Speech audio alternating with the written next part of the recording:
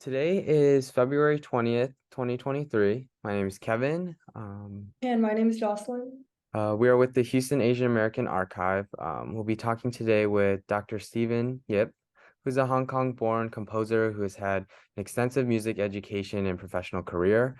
He has a doctorate in music from the Shepherd School, and he's currently a freelance composer and is on the faculty at Houston Community College. So thanks so much again for taking the time out of your day to talk with us. Thank you so much. Yeah. Thank you, Kevin and Justin, to having me here. Yeah. So our first question is, basic question, and it's that Okay. when and where were you born? Okay, sure. When I was born in 1971. I was in Hong Kong. Yeah, Hong Kong is like a small island. I think everybody knows it's South China. Yeah. So by that time it was a British colony. So yeah, I was born there and grew up from Hong Kong. Yeah. Can you tell me about your household growing up? Were you part of a musical family? Yeah, sure. Well, we are kind of living in there, and then with my family, we have when I was a kid, we have three generations. My parents and my grandparents, and then we all living together in Hong Kong. My both parents are teachers, school teachers, and we are kind of in the middle class, not wealthy, but not too poor. And then and with 7 people. Yeah, I have a siblings, older brother and a younger sister. We all stay together in one we call flat. Yeah. So then in Hong Kong, and then we need to live in a high riser. It was just living together in about 700 something square feet. Actually, by that time, it was good. It was really good. If you have learned something about the recent things, and then people has been very tough to living in like a 100 square feet, and then but just it's terrible. Yeah. And then but by that time I think it was pretty good. And then it was just living together, and then have a pretty good living life. Yeah. My both parents, they work during the daytime, and we just have just like a normal kid. We went to school. We both like parents are Catholic, have a religious, and also as well as my grandparents. So that's why we all siblings, including me, we went to a Catholic school. I went to elementary school as a boys' school. Even the college, we call college the high school. It's also it's a Catholic school. So after that, and then I went to the music school. It's a college, yeah. So and then after in 1996, I graduated college. Then I came to United States. It was a Houston, Texas. The one that you mentioned is a Rice University, Shepherd School of Music, yeah. So and then I continue my postgraduate program in a master in music and doctorate in music, and then finish both degrees. And in Hong Kong, I might want to say a little bit more about. It was a very interesting. By that time, we have a lot of people living, moving apart from the place. As I mentioned, it was a British colony. And then you might heard about in 1997, it was returned back to China completely. Yeah. So but I didn't really did it in purpose, but I'm just graduate in 1996, and then I left, and then looking for graduate school, and then just see where do I want to go. I applied to some other school as well, and then not only in United States, and then I applied for England. Yeah, so I remember I applied for World College Music, World Norton College of Music, and then just somehow I'm just come to the United States in Houston. Yeah. So and yeah, until now. So you mentioned that your parents were both school teachers. What did they teach?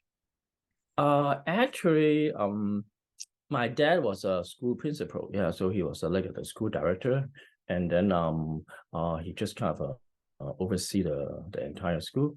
And my mom, well, but I think I don't know what subject did my dad teach, but because since he's a school principal, he doesn't need to teach. So, but I remember he kind of a substitute. Sometimes he might need to teach something, but I forgot what was it. But he was kind of his string is a language, yeah, like a Chinese language, and yes. And my mom, she's a elementary school teacher. I think she teach. I don't know. I don't know what subject. Yeah. So I think it's more like a science something. Yeah, because she is very interested in paintings, like a doing trees and flowers things, and then she knows a lot about the painting plantations things. Yeah. So I guess it could be science. Yeah. So because it's her interest. Yeah. Mhm. And how did you initially get interested in music as a child? Did you play any instruments growing up? Yeah, that's a very good question. Yeah, because well, when I was young, it was very interesting. I always want to become a policeman. After I got some kind of a ranking, I may become a soldier. And then if I serve a certain years for the country, I would like to become a president in Hong Kong. Then I will be like oversee the whole Hong Kong and then to helping people. Yeah, this is my idea. But somehow, and then I don't know when, and maybe I'm still young, and then my dad just bought a piano. I think my older brother was the first one to have a chance to learn piano. Then actually he did pretty well, and then he performed, and then he plays pretty good. And then my younger sister picked it up, and somehow both of them drop off, and then my dad just doesn't want to raise the piano, and then just let me to play it. Yeah. So, but I continue to do this. But meanwhile, I'm still doing pretty good in sport, like playing basketball, and then play ping pong, the table tennis. And then I was in the school team as well, and then to play basketball. So just my childhood is just like a very like a active guy. Yeah, just playing around and then running. I run pretty fast too, but I don't know, somehow when I turn to 14 or 15, I'm just slowing down my speed. Yeah, even very, very slow. And then now don't ask me to do running. So it's not too good. Yeah. So but and also besides playing piano, and then I like playing some strings instruments, and also I by that time I play they call electron. Electron is like an electric organ. That's a brand called Yamaha. And then by that time, it was very, very famous in 80s, 82, 83. And then I'm just come across and then really interested to playing that. And just thank you so much for my parents. And then they both are very, very supportive. Yeah. It was very quite expensive to buy electron by that time. Yeah. Then, but they just bought it for me. And then also we have a very strong religious background. And then when I was pretty young, we went to church. And then somehow when I was about 14 years old, I have a good chance to become an organist at Catholic Church. So I serve mass every Sunday. So and then until now, yeah, I'm still doing this job. Yeah. So somehow maybe when I perform or by that time I was a kid, I just have no idea about the surface. Yeah, I'm just thinking about I'm just playing some music, whatever, and then just becomes pretty decent. Yeah, and as a person, playing organ things, and then stepping the pedals, and then quite pretty cool. Yeah, and but somehow my thought and my brain is quite a little bit different. I would say creative, but by that time I don't know what happened. Yeah, but I just want to and also by that time we have things called Walkman.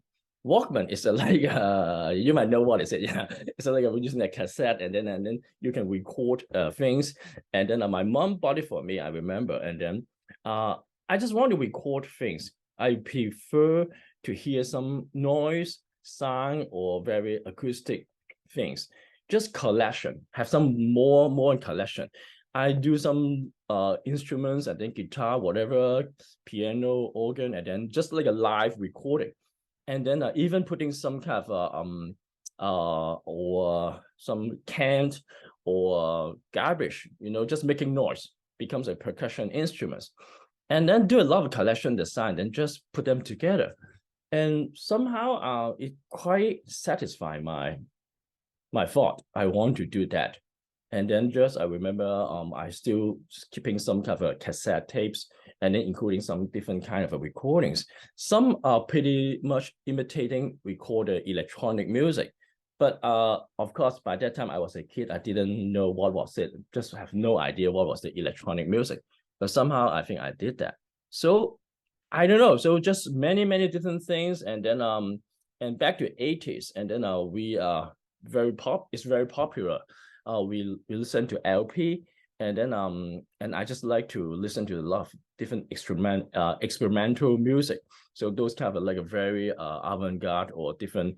Well, I just as a kid I don't listen to certain pop music. I'm not too interested. I don't know what happened. Yeah, maybe I have some problem here.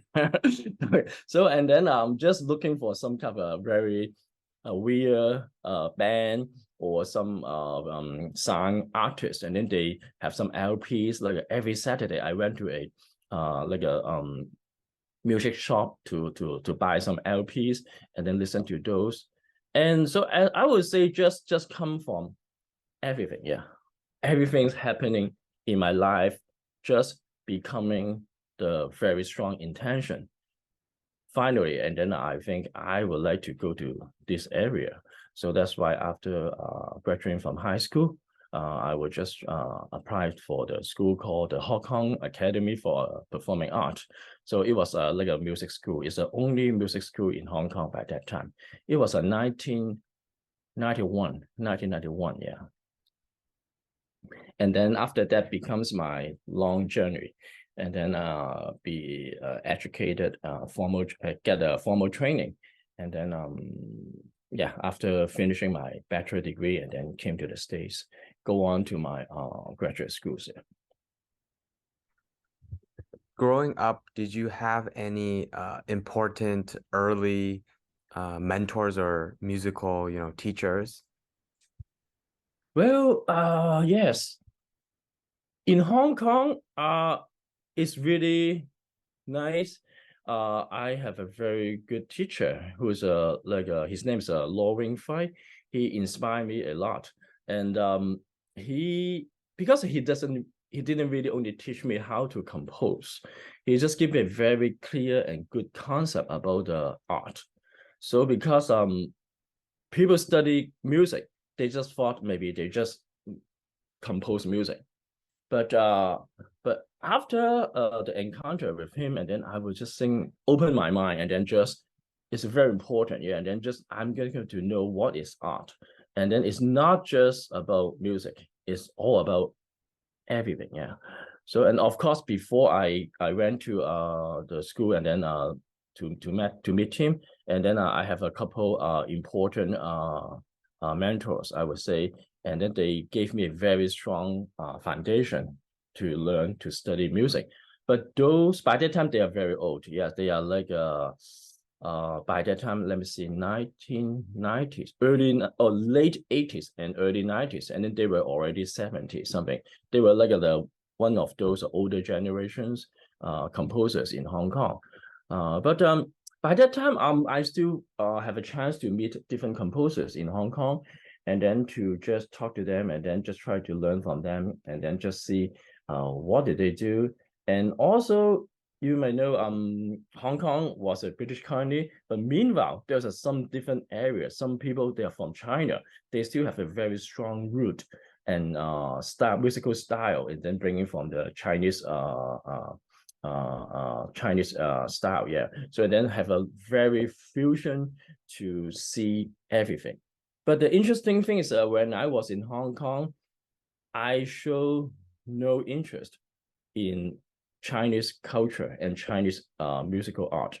Not until I came to the United States, I'm just kind of digging out these things, and then just have been very crazy to learn the Asian art.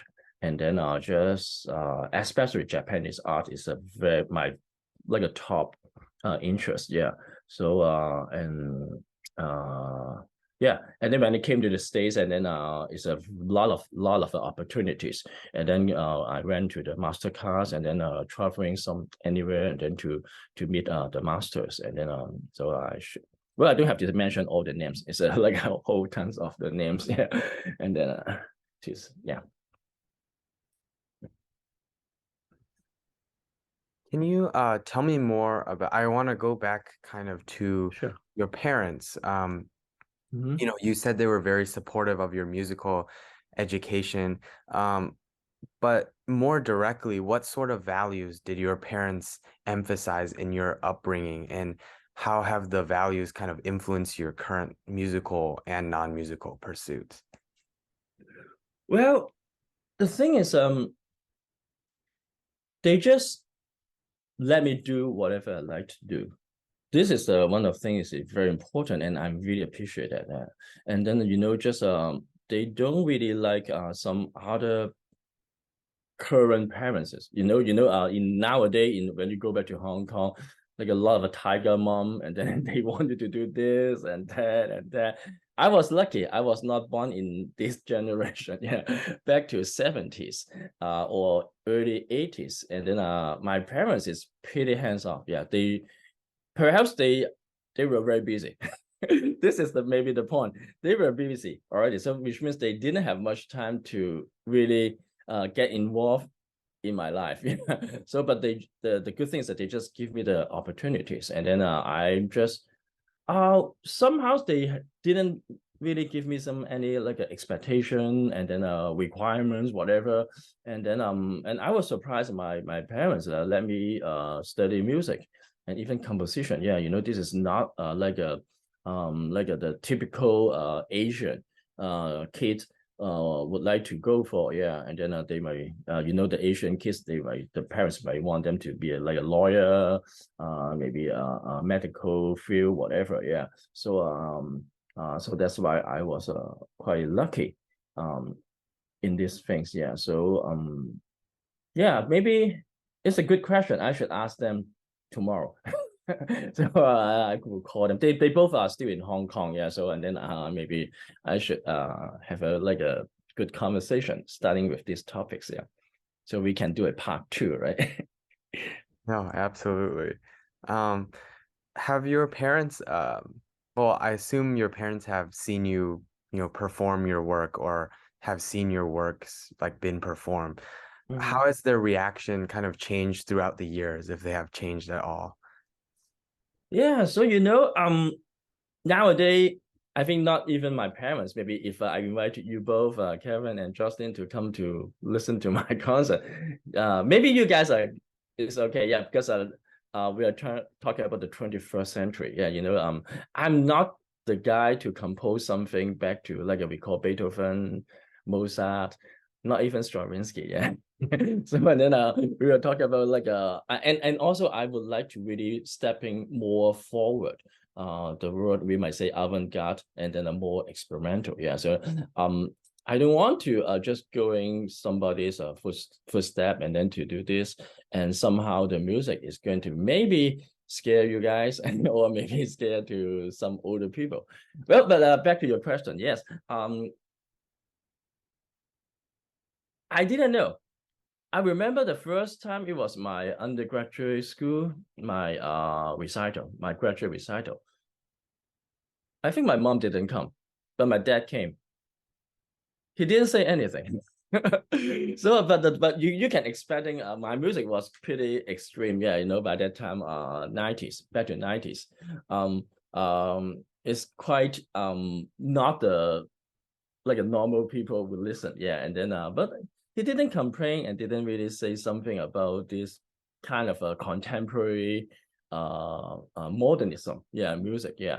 So I don't know. So this is about the art. If parents let their children to study like this kind of contemporary art, and then maybe they should expect there is something they do not know, they don't understand, but would like to accept or open their mind and then to see the things, to see the world, what happened. Yeah. And I think it's also important to all the I would say even any people, yeah, you know, just like we are just like this, yeah. We are the kind of up there, and then it's not for everyone. Even though I have CDs and then I can give it to you guys, and then maybe end of the day you might not listen. What is that? It's so crazy, and then maybe trash it, yeah, whatever, yeah. But it's another question to bring up to the contemporary art, contemporary music, yeah, and then just we would like to see how do we just really not educate, but just share something or the new thinking, new mind to everyone.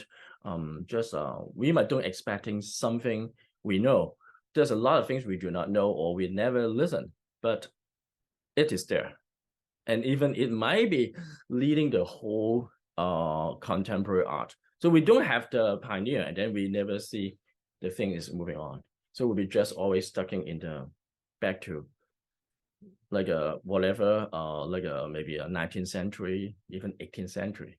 The musical art or all the art form does not grow. Yeah, it's have to going forward. Yeah. So but yes, my parents never questioned me.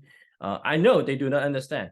But sometimes I'm just kind of teasing them, and then just you want me to sing some song with you and then play some music you like to play to listen, and then but we have a lot of good time in Hong Kong when I was a kid, and then because I'm not like a very stubborn person, and they are not too yet. Then we always make joke, and then playing each other and then teasing each other. Yeah, so it's a very relaxed and happy moment. A lot of a good time there. Yeah. Happy to hear that. I think you also brought up a good point about, like contemporary art or like conceptual art it being, it's more like a display and it doesn't have to solve anything, Yeah. Um, I guess moving on, in Hong Kong, you attended the United Academy of Music. You attended the Hong Kong Academy for Performing Arts, and then you also received a BFA in Hong Kong. So, can you talk more about your education in Hong Kong and kind of some of the cultural differences, especially in music education in the U.S. and Sure. Hong Kong? Yeah. So well, go back to I think maybe starting talking about something I would say college or pre-college, yeah, because after I finished my high school, I went to a kind of a pre-college institute to learn Western music. Well, as I mentioned, back to early 90s or late 80s, Hong Kong was still a very British colony. It's like a very British style. The professors, teachers, they really teach you in the English way. So even all the terms, the musical terms we study was British or European term. Yeah. So like how do you describe this, and then it's pretty different than when I came to the United States. Okay, but of course this is not very important. Yeah, but the way when we study Western musical art, and also all the artwork like visual art, and then all the painting, architect, everything's when you went to Hong Kong. I still remember when I was in Hong Kong, we lived in the place in Hong Kong Island called Wan Chai. Wan Chai is like a place. It picks up a lot of historical things, such as the buildings, architect.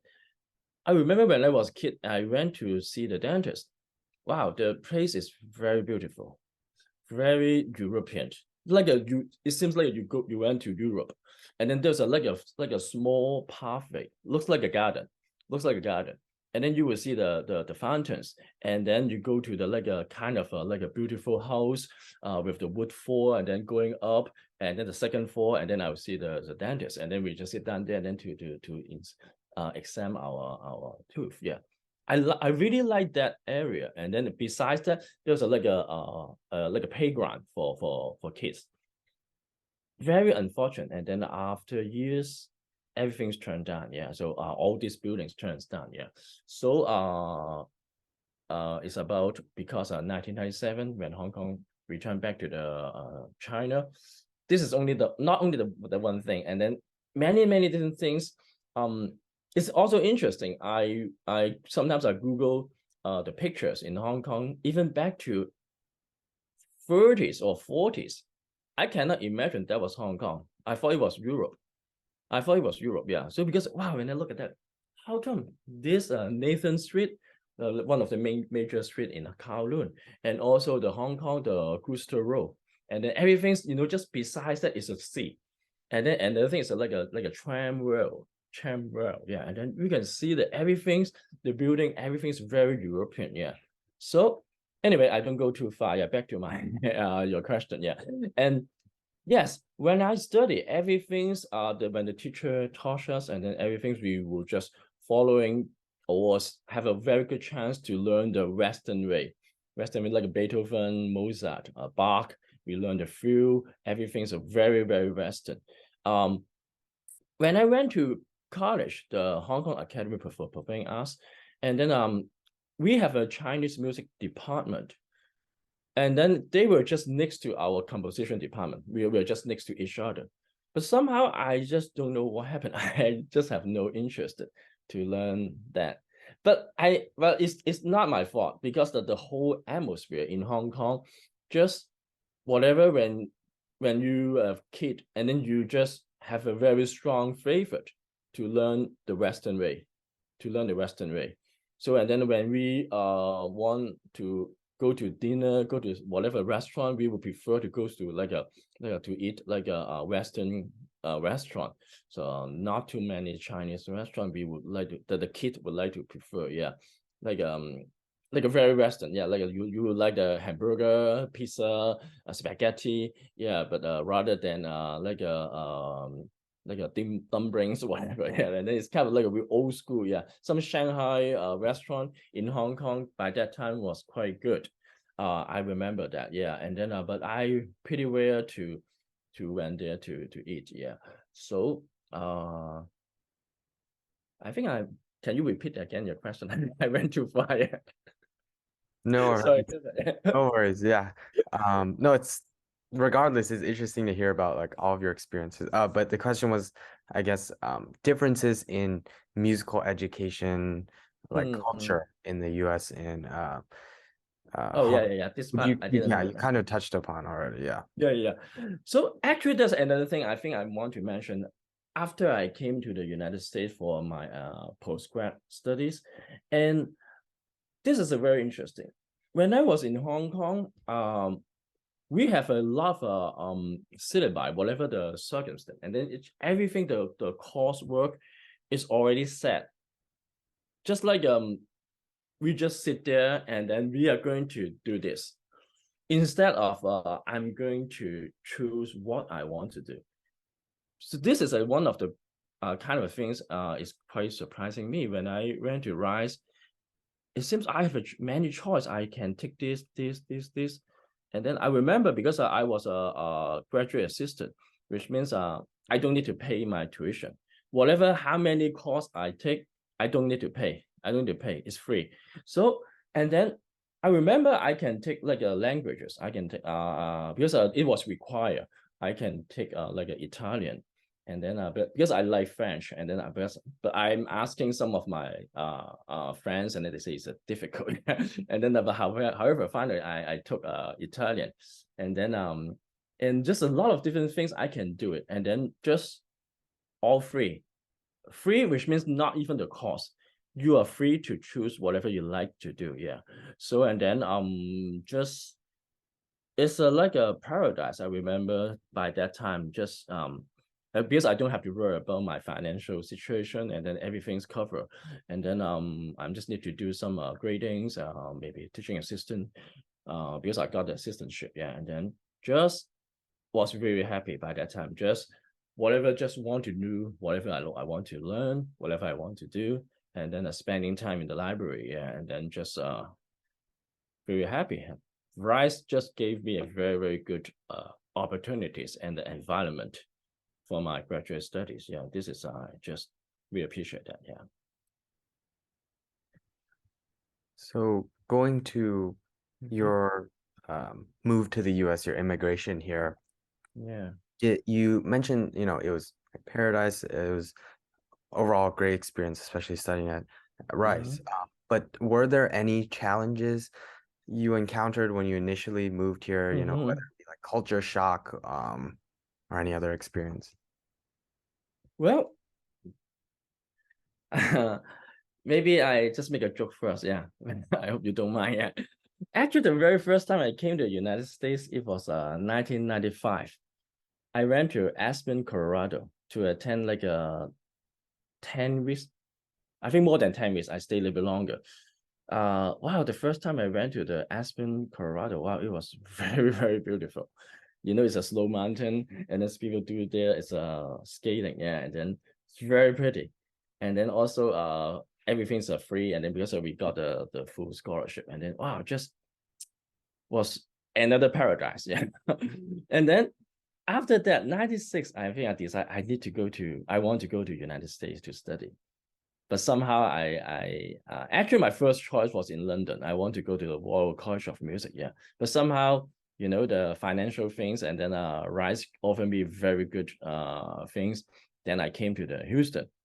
I was very disappointed when I get out from the airport. and then when I took the taxi, the cab, yeah, and then everything's just packed my things. And then when you step into the city, and then wow, what happened? But actually, someone told me already. They told me Aspen is not the real United States. It's like something else, yeah. So if you want to see the real United States, you should go to the Manhattan, the New York, whatever, something. Yeah, you want to see the real things. Yeah, but anyway, this is just a joke. Yeah. Back to the culture or the challenging things, and I think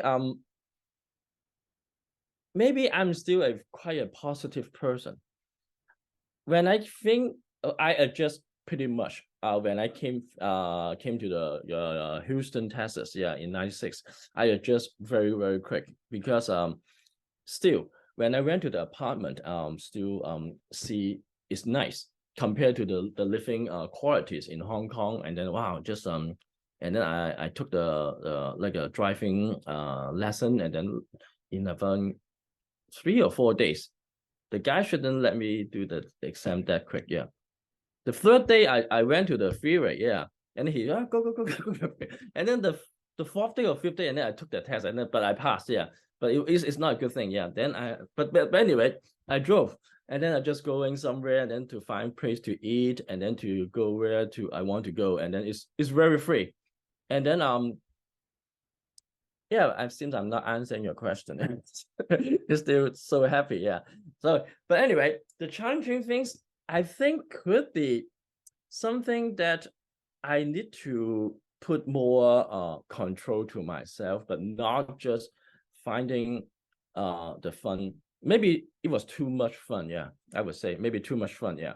So because I was just so enjoy staying in the campus when I came to Rice, yeah, this is true. I just stay most of the time in the library, and then we have the TA room as well. In the Shepherd School of Music, we have a TA room, and then me and another good friend, he is from I forgot when. I think it's a Spain or something. Yeah. Then, but we are very good friends. And then with another guy is an undergrad student, but he's not our group in the TA room. But we always went to the gym to play badminton, and then doing something, and then still having a lot of fun. Yeah. So but I study well. Yeah. So even though I have too much fun, but I'm still working hard. And then since I pretty enjoy my life in the campus, yeah, and also with the people there, yeah. So yeah, I'm sorry, I just maybe didn't really find too many cultural bomb or like challenging, yeah. Yeah, no worries. Great that you had such a good Yeah. experience. I think it's good to Yeah. have a life like that. Perhaps maybe it's just so long because we are talking about something 20 years, more than 20 years things. I might forget. Maybe I might have a short moment, but I just forgot it because it's just so long time ago. Now it just becomes an old guy, yeah, talking about the the old things. So yes. So with regards to music, Mhm. I guess you probably had a certain expectation of what music was like in the West or in the US. In general, did the music scene in the US kind of match with your expectations of what you had? Mm-hmm. Well, this is a challenging question, actually. Yeah. So well, when I compose music, and it's quite difficult, just when nowadays, even talking about now, yeah, it's not so easy to really promote our music, and then to do, even though I got some CDs or publishing my score here, but even though the musical art is art, it's not a like things to talking about the making money or whatever. It's not that.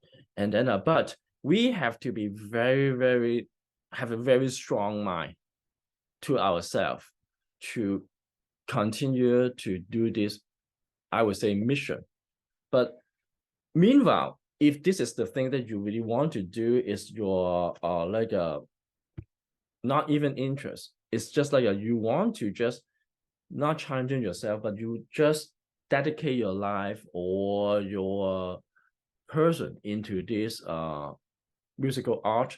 You just have to just go and go and go. Whatever you don't make any profit or don't have anything, you have to just try to make yourself becomes this. Yeah, you cannot just give up. Yeah. So I know there's a couple of times, and then just for example, after I finished my doctoral degree, I was looking for a job. Well, actually, I was lucky. I got a job already, and then doing some immigration and then things, and then turning to become a U.S. citizens, and then but those I at least the whole year I didn't compose anything, zero products. Yeah, so no music. Yeah, so I'm just playing the organ in the church, and then I'm busy to teaching students, and then blah blah blah, and this, and then just keep myself busy, and then working on my immigration, and then years, and also didn't travel too much because the status I need to moving from a international student to become like called green card. Yeah, the residency. Yeah, but just didn't really compose. But however, when I look back, I think I was not happy. Yeah. Yeah, I was not happy. And even now, yeah. So every time if I don't compose, if I really don't create something, it seems quite empty to myself. Yeah. So which means I need to compose. I need to work out it. Yeah. So after I compose, and then everything's they need to be just you need to prepare for everything. Yeah, prepare to look for a performance if you got a chance, a good chance. Like recently, I got a good commission, and then a very good friend as a violinist. His name's Patrick Im, and then as a professor in the Notre Dame University, and then he gave me a commission to write a piece for violin and erhu. It's a very interesting combination. Is two string instruments, one in the Western violin, one is in the Asian, the Chinese instrument erhu. So wow, and then it's because he knows, because of my music and my composition approach is more about have a strong influence in culture, not even the title and the background. I compose quite a lot of authentic Chinese instruments as well. Yeah. So and then I just put these two instruments together, and then we are looking for the premiere in I think this coming March. Yeah. So and then yeah, looking forward to it. So just we need to do it, have a very strong impression to ourselves. Meanwhile, secondly, we still need to create a strong networking, yeah, to meeting people, be kind to performers. Yeah, so then we cannot be just I'm there and I didn't see that. You have to be like a really go to the ground level to really touch base with everyone and then be friendly to everyone in all levels, in all levels. We never know, yeah, because sometimes I teach students, and then after years, he became a professor.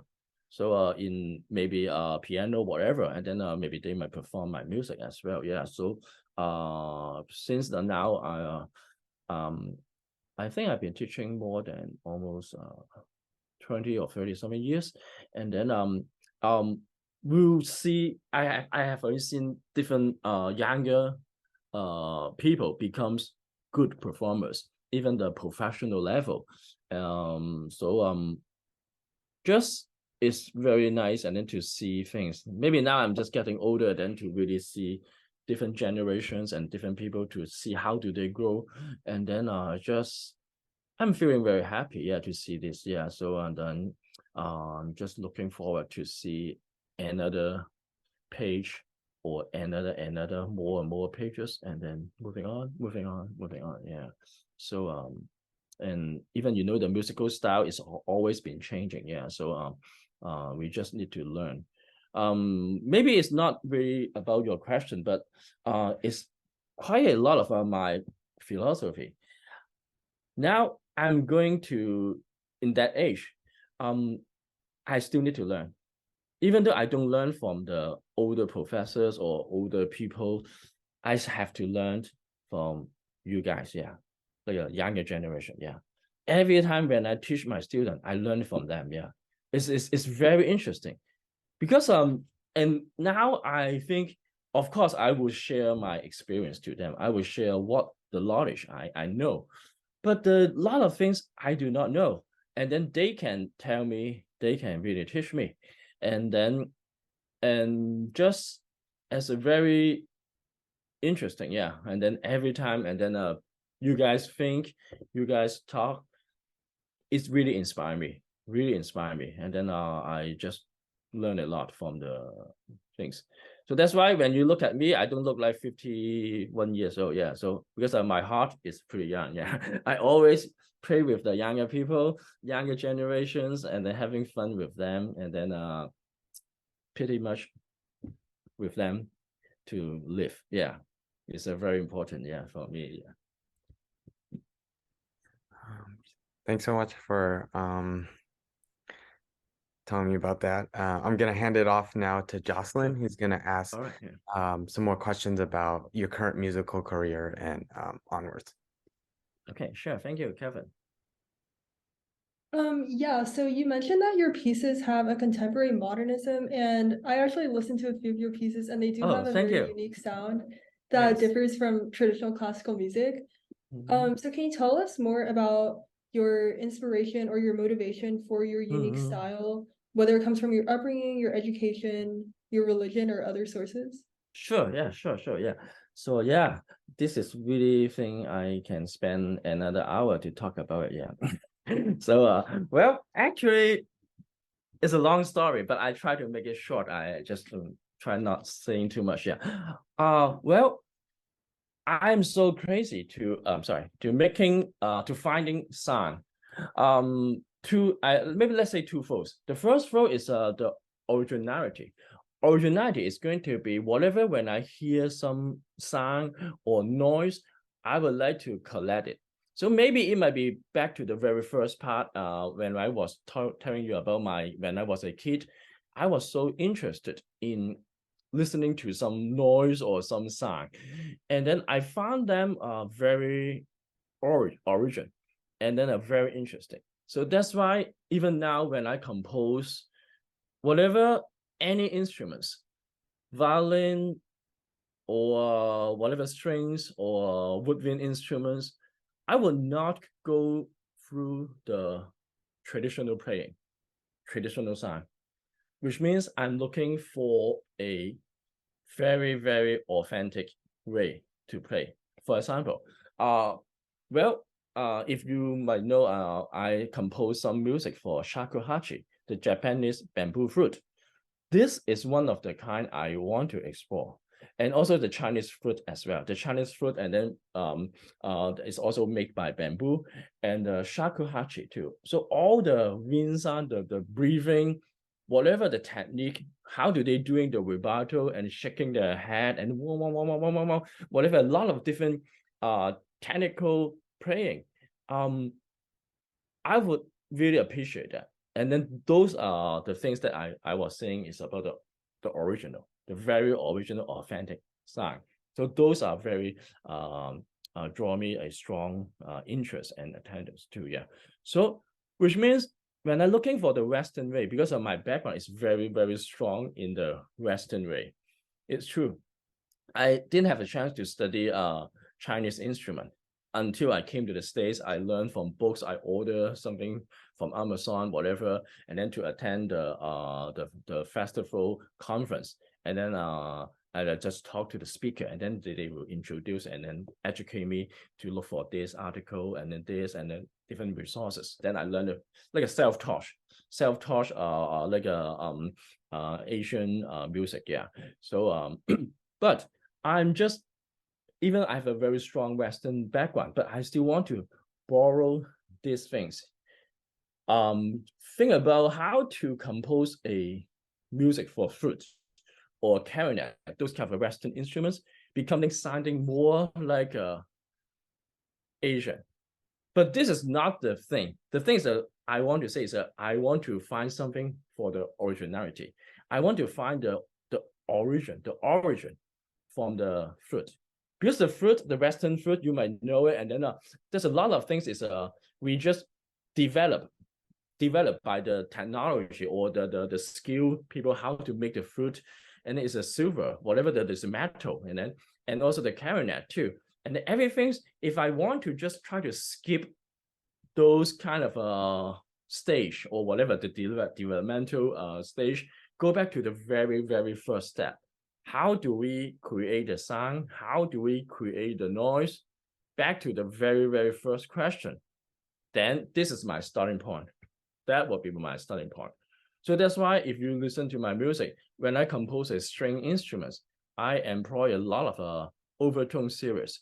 I know back to the last century, maybe 80s or 90s, Columbia University, they do really introduce the spectral music.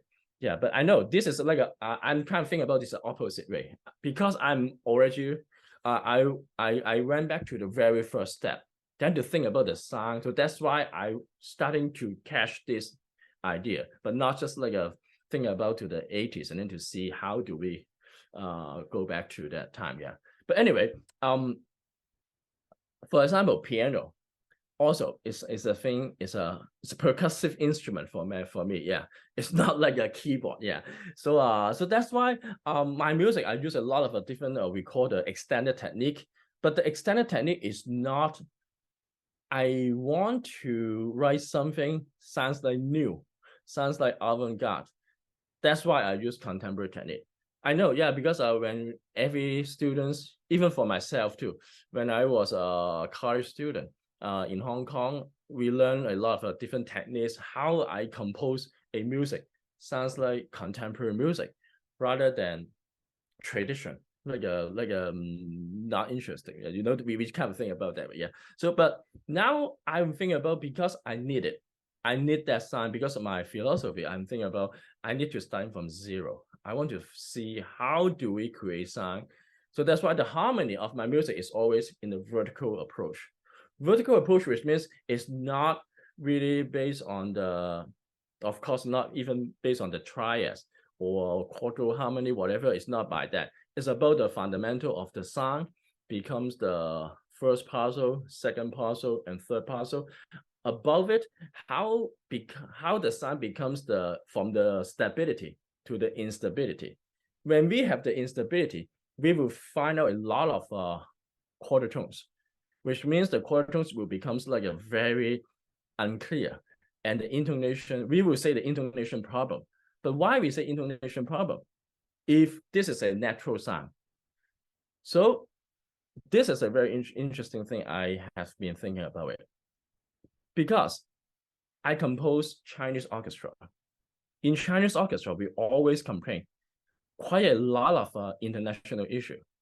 But what happened to those international issue? Yeah, because it's not the way about the tuning, it's about the original of the sound. So that's why if you're asking a shakuhachi to play with a koto and then with whatever, and then they would not, they don't tune it together, because all this originality of the sound, the noise, whatever is coming from the very original spectrum, they do have different fundamentals. So however, we just sounding together, it just sounds like out of pitch, whatever, yeah.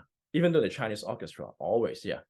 So but of course, back to the question, in the Asian musical style, we do not have that orchestra concept. No orchestral music, yeah, actually. Going back to the Tang Dynasty, the Tang Dynasty, the emperor court music, actually is the original gagaku in the Japan. But you know, the in China, the Cultural Revolution, everything's disappeared. Yeah, they just destroy everything. But I think based on a lot of scholars, they have been mentioned, the Tang Dynasty is the original gagaku. When the Japanese, when they have the court music, actually is coming from the Tang Dynasty. Yeah. So when they have the very kind of first music, gagaku, there's not a real orchestra, yeah, but it's grand. But they would consider like an indoor or outdoor. That might be the things.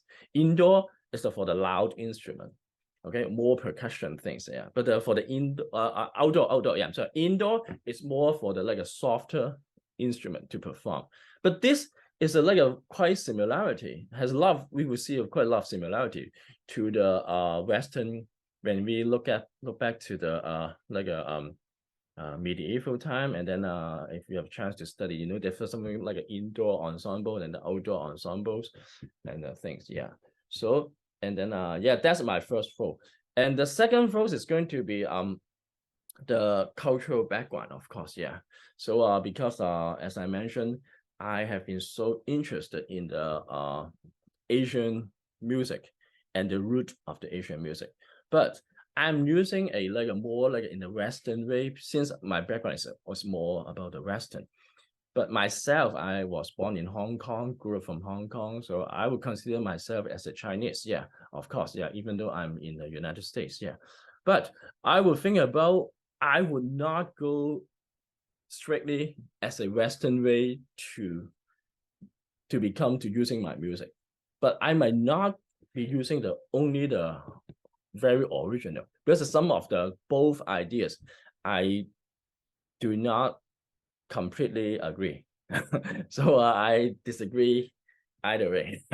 So so that's why as a composer, we have to challenge to the history. We have to challenge to the history. We cannot admit to say this is right, then I follow this to compose whatever, yeah. So we cannot just say Mozart music is the great, then we cannot just moving forward, yeah. So and then after the 18th century, all the music will sound like Mozart, yeah.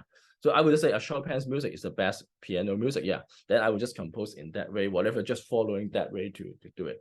I have to find out something can be better, yeah.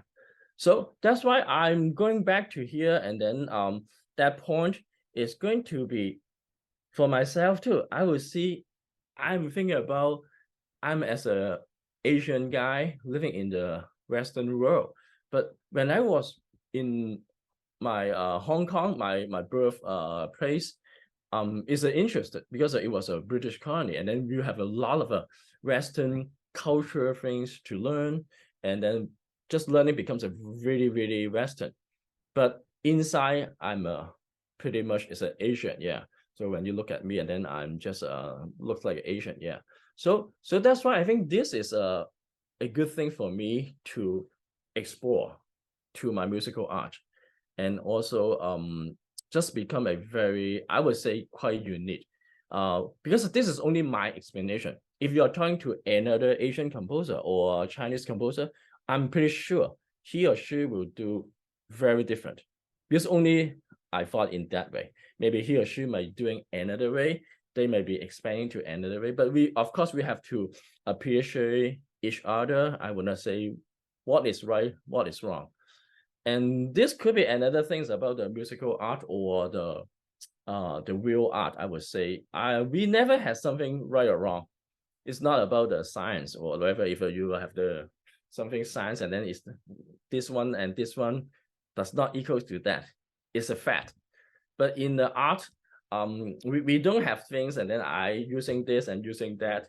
The result is wrong, may not be wrong, but maybe not good. Yeah, if no good or you don't like it, you need to think about that. Yeah. So that's why the aesthetic level is quite different. Yeah.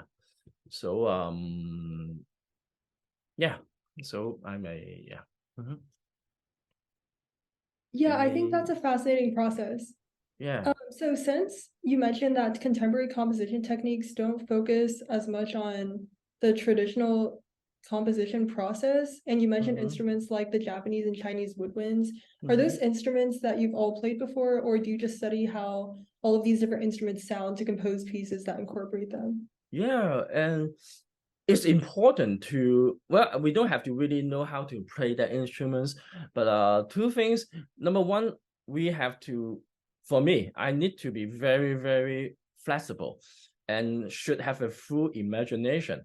But those imagination has to be very practical, okay? So which means the basic thing is number one, you have to study, yeah. And then if you don't study, you don't do any research, you cannot just dream what you like and then but it's not practical and then nobody can perform your music. They cannot do it. And then it's just like a too ideal, yeah. So it has to be practical. So that's why whatever because I still consider myself is a very like a academic composer because I went to school, have a very traditional formal training. So that's why we would study we call orchestration, instrumentation, and then things. And then, but besides this nowadays, and then, it's very easy to learn. You just Google online to find the informations. Many people will just post something on their website and then a lot of different resources to find out. So that's why composing a piece is a tremendous work. Yeah, a lot of preparation, a lot of studies. So not even the technical studies and the philosophy, everything you have to plan almost like a dissertation every time. But of course, some people, they will be kind of easy going, easy come, and then just try to enjoy and then write a tune and then harmonize it. Oh, done. Listen, so good. Yeah. And then, yeah, but no, different people will do differently. Yeah. But I will spend quite a lot of work to do that. And then and also sometimes I just try to go crazy and then buying instruments and then whatever, or asking some friends to borrow instruments like I have some bamboo flute and then to play, and then some cup gong and then to buy it from Chinatown. Sometimes I order it from overseas, yeah. And then just it's very different when you have something to touch, to really talk to communicate. You will know it very well. So just like people, yeah, you just don't treat as an instrument. It's your friend. You need to talk to him, to communicate to him, to asking him what he can do, what I want you to do. He will answer you. Just try to do it, feel it. And then I remember one time I composed a ensemble for well, it called lute, Chinese lute. And then there are different sizes and different families from the higher pitch, from the lower pitch, called yuan. Yuan is like a Chinese lute. And then I'm just have a chance, and then I asked.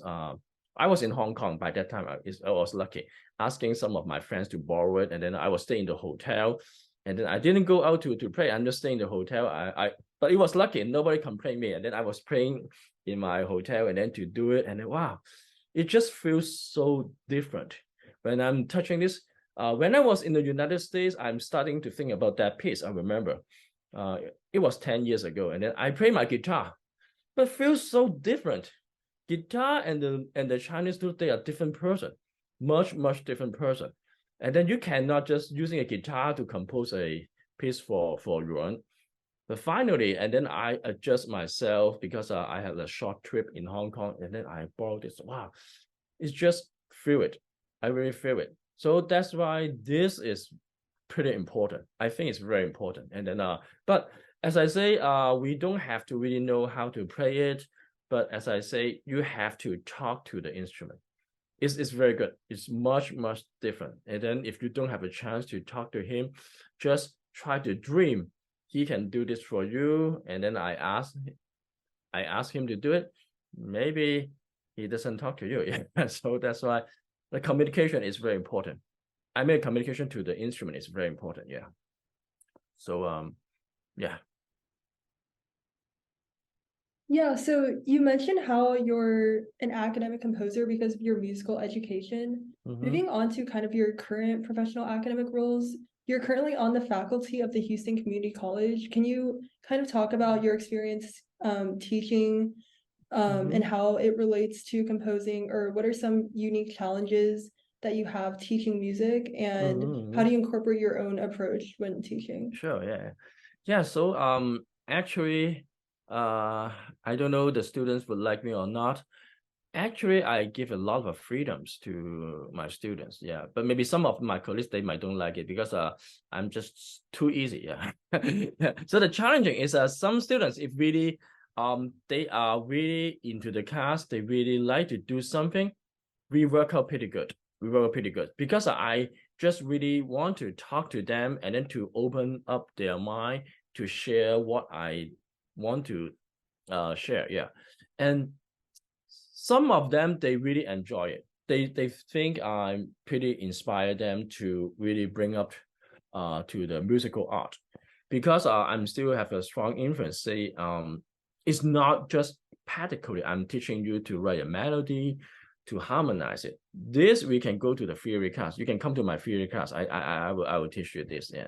If you're talking about composition, and then just not just writing a song and then arrange, put some drums, bass, whatever, and then put some chord, and then if you know about some kind of a basic song form, and then it's pretty straightforward, and then almost many of the songs have a similar chord progressions, and then the arrangement is almost not the same, but it's quite similar. They will just kind of building up. How do they build up from the verse, chorus, and then build the climax, and then boom, and then end it up like that way. You should see this curve, this shape, almost in most of the song. Yeah, if talking about the hip hop or rap, and then you might be able to listen to many of them, you might catch the basic pulse or the rhythms, and then how do they do that. So for my students, I know some of the, Houston Community College is in the level in the freshman and sophomore, and then the students will get a associate degree, or they will transfer to a college to complete their bachelor degree. So, and yes, they are just the kids. They just want to know something. They listened on the radio, on whatever. Yeah. So, and then, but somehow I'm not sure I'm doing a good job or a bad job. I always kind of interrupt them or kind of inspire them. Yeah. Besides this, can you do this or that? How about this? And then if you want to do a drum, how about doing something else? Yeah, just I would say I would giving them more options, and then more varieties, and then other options, and then just not always this A or B, not C or D, E or F, even all the way go up to infinity. Yeah. Anything is a possibility. Yeah. Anything is a chance. Yeah. So, and then even though I know some of them may not be successful, maybe it's wrong. Wrong is wrong. No problem. It's a procedure. Yeah. So, and then I do not judge you fail. Yeah. If you just try it. So I think try is a very important thing for as an education. Yeah. So for science, so scientists, yeah, so they will just try to experiment this, and they will fail many times. But as a young people, if you are just not trying but just doing the very staying in your comfort zone, and then doing this, another song, you do the same thing. The third song, the same thing, yeah. And then I might want to see more they can explore.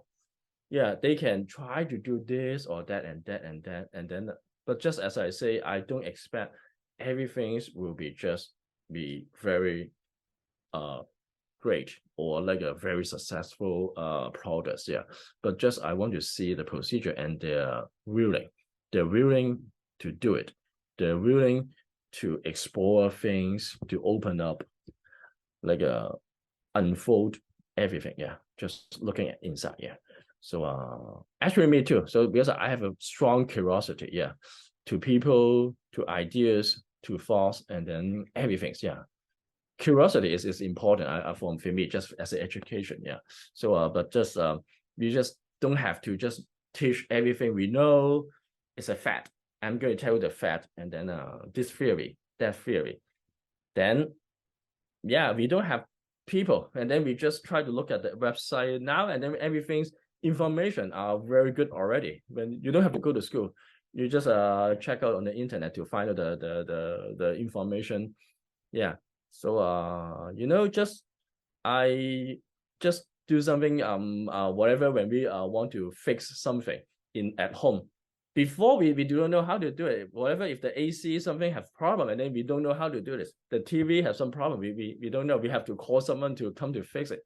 But now we can just check on the YouTube to see how to fix it. But of course, some higher technology we may not be able to do that, but some basic skill at home, and then if you want to try many things, we can fix. Yeah.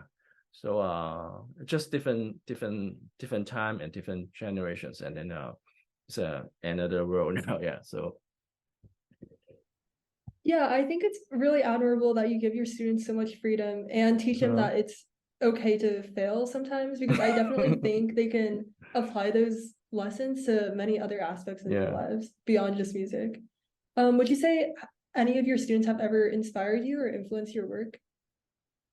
Well, actually not, how do I say, not exactly the real fact to inspire me. I'm learning things from students, from younger people, from kids. Is the thinking, and also the overall, yeah, the overall, and then the how do they do this, and then just there's more. Well, I would say, for example, you learning something from the old people, they will just, it's kind of limited. There's an end.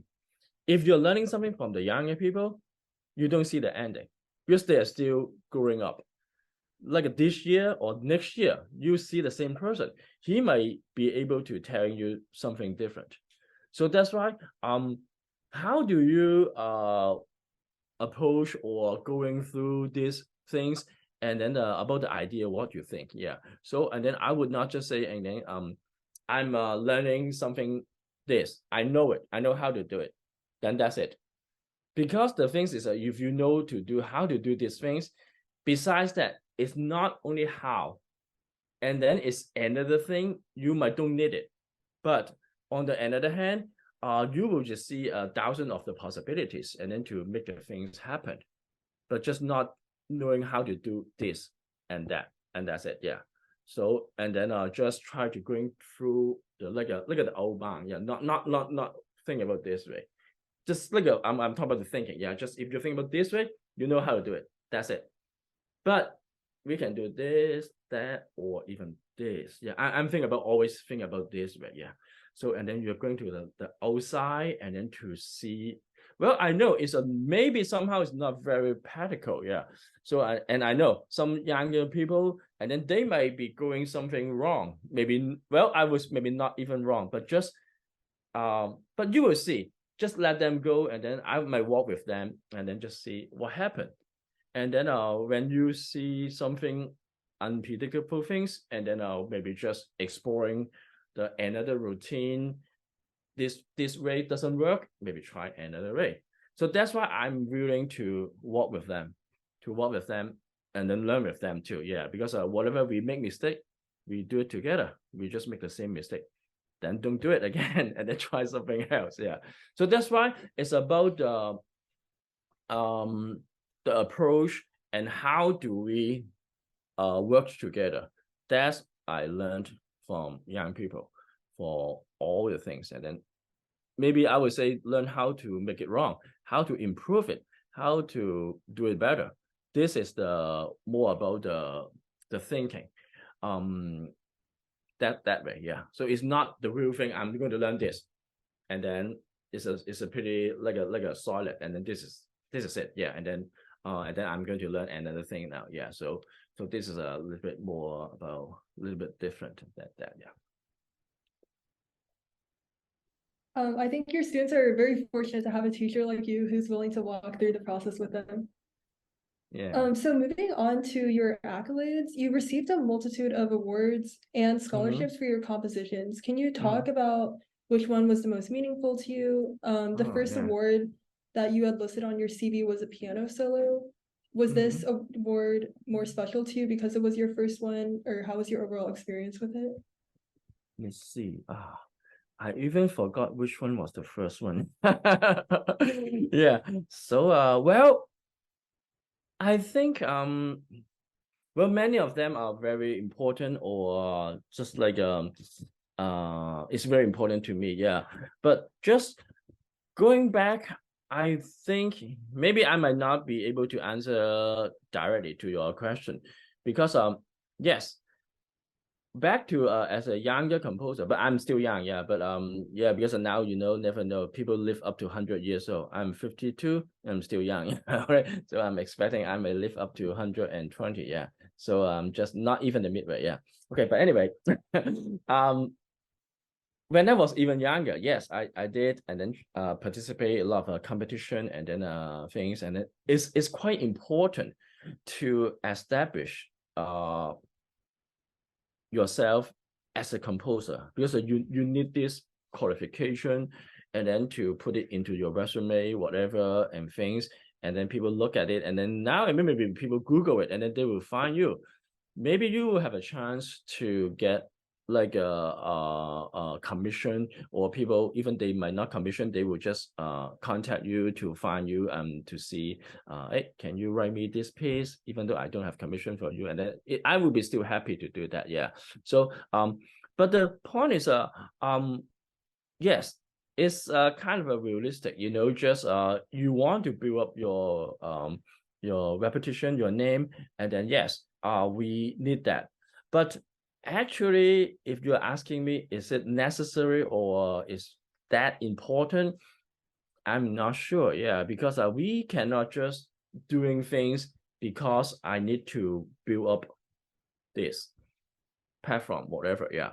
But now I know, because have been a while, and then years, and then sometimes I Google myself, and then I find what I have done before, how many CDs or whatever, how many publication I have it, and then when I look at it, it seems I'm feeling I'm pretty fulfilled, and I'm happy to see what I have done in this 20 years, 30 years, yeah. And then but I'm still thinking about in the future, how do I go on my path, and then how far I can go, and then that becomes my another question I need to consider. Just, I'm not kidding, if I live until 120 years old, now I'm only 52, I'm still have more than years to many years to live, and then I might want to explore and to find out things. So that's maybe kind of go back to the things I have to live and think young, and then I cannot just say I'm 52, I'm kind of in the middle age now, maybe 15 more years I retire. Well, I can retire, right? And then after 15 years I will become almost 70, I can retire, right? But if I'm doing this way, what happened if I'm still very healthy in 70s or 80s? So what can I do? So that is another thing I want to think about it. So I know I'm not really answering your question, but this just kind of expanding to another question for me to say. And then but yes, when I'm kind of participating this or that or that or that, and then yes, it's very important to like establish myself becoming a like a not a young composer or not a student composer, and then it's required, and I think it's needed. Yeah, even though when I tell my students, I think I would encourage them to really try to participate or doing something more, and then go to the festival, attending more workshop and masterclass, and then it's good. It's good. Yeah. So and then but I'm not sure which one is the actually which one you mentioned about my piano piece. Talking about the first award. Actually, my first I'm not sure which one is it, but I think was one of the one I went to Israel. It's a Haifa International composition things, 2003 or something. Yeah, maybe not the very first one, but kind of a quite surprising me. Yeah, I wrote a piece for flute and string orchestra, and then of course they make me be there in Israel. Yeah, and then there's a very well performance, and there was a I think they perform in different cities too, and then Tel Aviv, Haifa, and one more I forgot. Yeah. So and then but it was a good trip, and then seeing the very first class performers and great ensembles and soloists too, and then the concerto, and then went pretty well, performance went pretty well, and also to know more about another culture, yeah, in Israel is another things, yeah. So yeah, so yeah. Yeah, that's great to hear. And that sounds like a really amazing experience. Yeah. I think earlier you mentioned that you were working on a premiere for March. Can you tell us about that process? And in general, where do you see your musical journey taking you in the future? Like, do you think you're gonna continue teaching and doing freelance commissions? Yeah. So in March, yeah. So as I mentioned, I finished a piece it's a duet piece for a violin, it's a Western string instruments, and another one is a erhu, is a Chinese two-string instruments. So I'm kind of saying well, maybe a little bit about my piece, talking about 6 strings. Yeah. So because of 4 strings from violin, 2 strings from erhu. Yeah.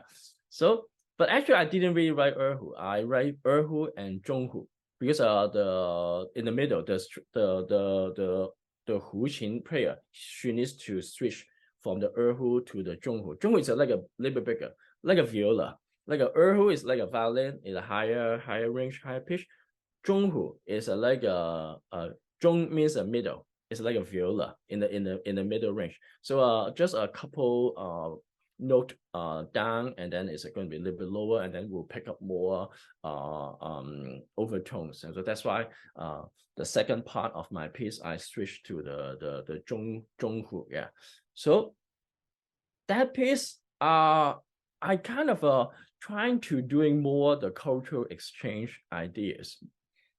Well, such as I'm kind of bringing the fundamental of the each string instruments, because I know the tuning would not be putting together. It's hard to putting together. So which means if I'm composing a melody, playing some harmonies, like a 2 notes and then blending together, might not work. It's true, might not work. Or if you don't say right or wrong, or we can just say we'll sound a little bit weird because the intonation for the Western way and the Eastern way, it doesn't tuning together. So which means if you write a real melody and then 1 note, 2 melody, even harmony sounding together, it will sound a little bit weird. So that's why I give up that idea and kind of bringing up if the musical instruments playing their own original thing as a fundamental on the note. And then because this is about the natural, the science, when you just like for example, if I'm playing a string and then whatever, any materials, and then you just play on it and then touching a certain way, it comes out, for example, this is strings, right? This is strings, and then I touch this, and then I just kind of lightly touch it. Automatic will build the overtones naturally, because the materials of this violin and the erhu are different, and then also the soundboard are different too. So which means finally comes out, they will have a different chemistry to mixing together. Because I'm not talking about I don't want to distinguish Western intonation and an Eastern West intonation. I give up that idea already. I'm picking up the very original or primitive sound resources. So that's why I bring that, and then to creating another things, and plus some kind of non-pitch materials, such as a lot of different percussive things, or some kind of other non like a pitch materials, bring it together. So I would say it's kind of a mixing Western and Oriental sound together, and then and plus some kind of primitive ideas. So I don't know. So we'll see. But you know, I have been composing in this idea of philosophy since I think last more than 10 years. Yeah. So we'll be interested to see the premiere, yeah, in March. Yeah. Yeah, I'm looking forward to it. Yeah. So moving on to some questions about how you would self-identify. You became a US citizen in 2015, and I think previously you mentioned that you would identify yourself as Chinese, but would you say, how would you compare your Chinese identity to your US identity now that you live here in America? Yeah. So well, as a very good question, I have been thinking about it, but somehow I'm trying to think about, as a person, you know, as a people, we have a choice, or we can just live in, especially United States. Yeah, because in here it's very diversity, and then even the Texas too. And then when you go out to not even Chinatown, well, Chinatown you will see a lot of American, and then if you go to Galleria, you will see a lot of Asian or some Hispanic. You know, all different kinds. Is interesting, yeah. So, but the thing is, I might want to see, if we are not talking about the cultural art, it's not quite important to say who I am. I know this is a very sensitive question. If I'm saying this, I know a lot of people will argue with me. Yeah. But I'm not that political way, because I know if I want to raise this, and then it will be a big fighting, big argument. Yeah. So I might don't want to go too deep about that debating. Yeah. So, but I know some of the people, they really care. So just give you an example, and then I have a friend. Not you might heard this story many times. She was like almost the second or even the third generation Asia in the United States. Even their parents, their grandparents was born in the United States, but they were asked about, are you Korean or Chinese or Japanese? And then he or she feel really not too good, yeah, you know, because she just feels she's already a American. She's a third generation already, yeah, something like that, yeah. But I'm thinking about, is that important? Yeah. So of course, the person who asks is going to be, I don't know why people need to ask, and then but just think about but I need to be careful, because I don't want to, yeah, go too much about this. Let's go back to the cultural art, because cultural art as well, I also can give an example. One of my colleagues, he composed, actually two of them are kind of a famous composers already, yeah, but I don't mention names. One, he just say he has, both are Asian, and then the one he have to really say, to really show his cultural background or whatever, he has to be see the identity in his music, in his musical art or whatever. And then whatever, when people listen to this piece, they can recognize who is he, where is he from, yeah. But another composer kind of argued, they were talking about this topic, and then just talking about, and then he's thinking about whatever he composed a piece, he is already in the Western world, and then we should be able to have more opportunities or the chance to expanding the musical art in all levels, which means on the other hand, we don't have to really compose something really sounds like Asian. That's the another idea. And also I met another my teacher levels composer too. And then one time I talked to him, and then he also questioned why you are mentioning about this is an Asian music. It's not existed. Whatever you are composer, you can compose anything. You can compose anything. So musical art is already like an abstract form. Here's a song. Okay, so and then it doesn't have to be related to too much, or has to be attaching a level with the culture or whatever the country, whatever, yeah. So, but just this is like a very two extreme examples we are seeing, or we are looking at it, yeah. But actually this is a very sensitive question. We have been discussing this over years. I remember almost maybe 15 or 20 years ago, yeah, I was in the like a major international festival called ISCM. It's a big one 20 years ago, and then it was in Croatia, Zagreb. Of course, there are all the composers all around the world was there. Then I was lucky. I had a piece was selected in the program. Then and of course we meet each other, and then we touch base about this kind of questions. And of course the society over there, they really strongly recommend if you are Asian, you should be compose something to be represent yourself, yeah. So but by that time my piece have a very strong influence of the Chinese root, talking more about Oriental form, Oriental ideas, yeah. So but I also hear some another talking about that.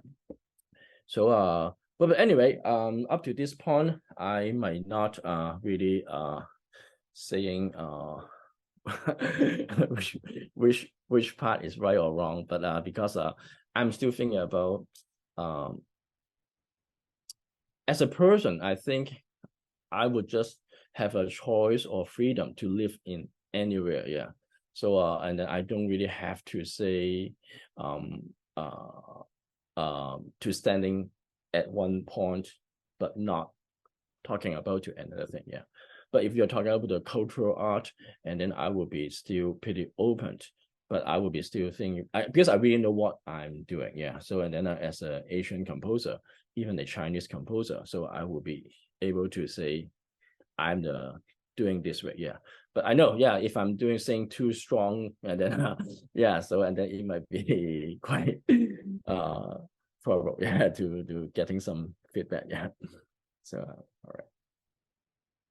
So speaking not necessarily in a musical setting, but do you continue to celebrate your Hong Kong heritage? And how important do you think it is that you continue celebrating your ethnic culture? Yeah, of course. Yeah, just as a tradition, it's a we should respect it. We should respect all of this. Yeah, like any heritage, and then you are not putting this in a very big deal. Well, I'm on a very big deal, which means you don't have to really challenging to someone to say agree or disagree, but it's your own respectation. I respect this, and then because I was born there, and then I grew up from there, and then I'm Asia, I'm Chinese, and then yeah, this is a tradition. But on the other hand, I'm just like a type of the religious or some kind of a very primitive heritage, and then I might not really agree. Yeah, I don't have to agree, you know, but you know, just something happened. It's there, yeah. And then if you disagree, you just you don't have to say it too much. But I would say just everything is there. So like this, everything is in the world. You like it, you touch it. You love it, you just have it. You don't like it, just don't look at it. Yeah. So, but if you have a like a relationship with it, we can talk about it. If you don't like to talk, and then I just don't talk. Yeah. So I will just say really open to whatever your idea, your thought, you know, just is very free. It's just we don't have just like a definitely right or wrong answer. You have to do this or you don't have to do this. Yeah. So this is very interesting, very good topics we can discuss. Yeah. So yeah, thank you for asking this. Yeah. Yeah. Thanks so much. That was our last question. We're Sure. gonna ask you. So before we close off and end the interview, we'd just like to ask, is there anything else you'd like to share? You know, it could be anything. If not, no worries.